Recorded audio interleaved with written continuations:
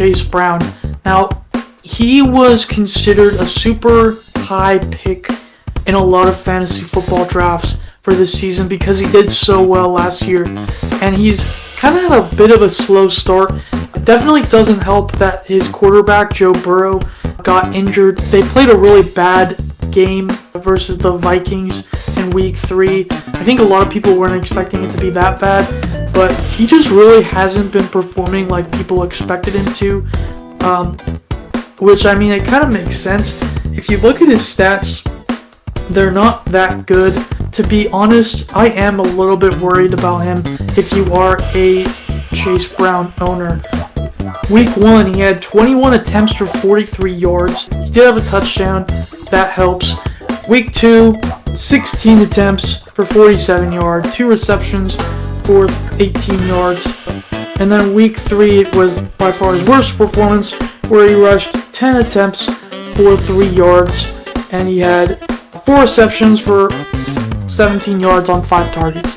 So he's definitely getting a little bit of work in the passing game for PPR leagues, but for like a standard league, it's not cutting it for you. I think it is probably a scenario where you might want to consider, if you have like a backup, like maybe a J.K. Dobbins or one of the rookies like Cam Skattebo that's on your bench, I would probably start them over Chase Brown until he can actually show you that he's making progress. I think there's still time in the season to be able to come back from this, but it's definitely a really bad start for him, and it definitely has me worried.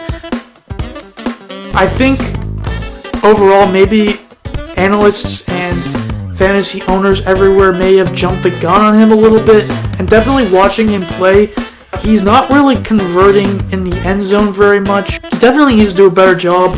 I'm hoping that if they can commit some chemistry to his performance and get something going, he could do a little bit better.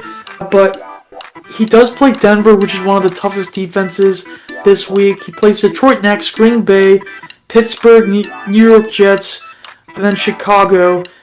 And then, I mean, really, it's a pretty tough schedule for him. So I'd honestly consider benching him this week if you have another guy you'd rather start.